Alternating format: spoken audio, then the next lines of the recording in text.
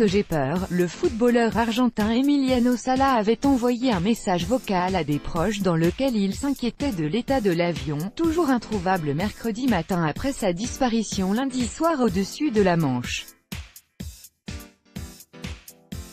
Les paroles de l'attaquant de 28 ans, transmises via la messagerie WhatsApp et révélées mardi soir par le quotidien sportif argentin Olé, apparaissent rétrospectivement glaçantes, mais sont prononcées sur un ton assez calme, et ponctué de bâillements. « Je suis dans l'avion, on dirait qu'il va tomber en morceaux, et je pars pour Cardiff », dit Sala.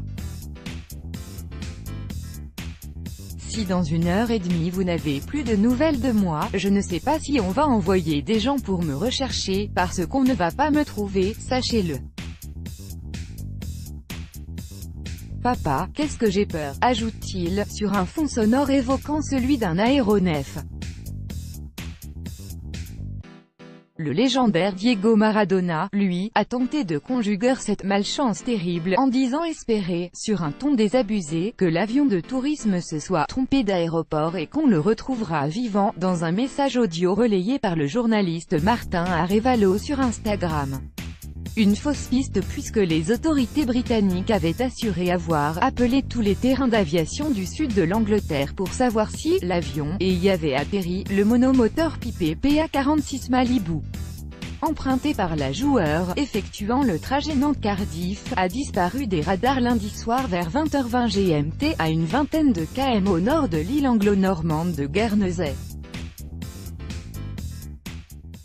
Le contrôle aérien de l'île voisine de Jersey avait précisé lundi soir que l'avion et ses deux occupants, qui volaient dans un premier temps à 5000 pieds, avaient demandé à descendre et évoluer à 2300 pieds avant d'échapper au radar.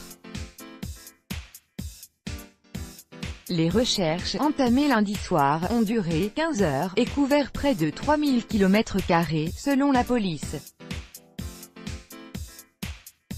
Elles ont dû être interrompues mardi au coucher du soleil, reportant de plusieurs précieuses heures les chances de détecter tout signe de vie. Sous la direction des gardes-côtes de Guernesey, avec des moyens britanniques et français, ces recherches devaient reprendre mercredi dès l'aube pour tenter de localiser d'éventuels débris. Pensez au pire, s'il est tombé, l'avion se serait brisé, auquel cas il n'y a pas d'espoir, indiquait mardi soir à l'AFP John Fitzgerald, directeur général de l'agence de secours maritime Channel Islands Air Search.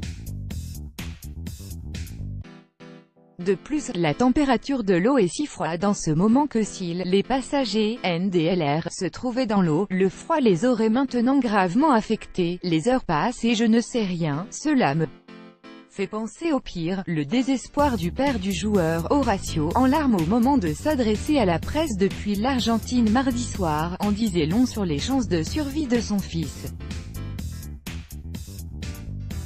À Nantes, club que Sala venait de quitter pour s'engager avec Cardiff, formation galloise évoluant en première division anglaise, l'annonce de la disparition de l'avion a rassemblé des centaines de personnes venues déposer mardi soir des fleurs en hommage à leur meilleur buteur, auteur de 12 buts en championnat en une demi-saison.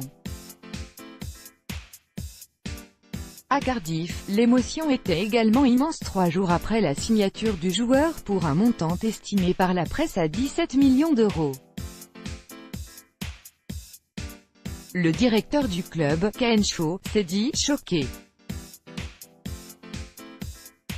Un supporter, Josh Thomas, s'est lui lamenté en marge d'un autre rassemblement de fans. Il était non seulement notre transfert record mais aussi celui qui allait retourner la situation et marquer les buts nous permettant de nous maintenir en Première Ligue. Prière le 16e de finale de Coupe de France des Nantais contre l'Entente SSG, 3e division, prévu mercredi, a été reporté à dimanche, et le foot français a communié mardi, avec de nombreux messages de soutien de la part de clubs et d'acteurs du jeu, et provenant de ceux qui avaient côtoyé Emi.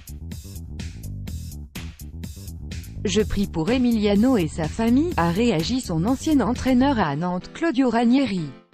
Sur les réseaux sociaux, les messages de soutien affluaient, et une polémique, avec la photo tweetée mardi par la star Cristiano Ronaldo, on le voit se faire un selfie, tout sourire, à bord d'un avion. Pas le bonjour pour ce tweet, vraiment pas, a notamment réagi l'ancien joueur anglais Gary Lineker.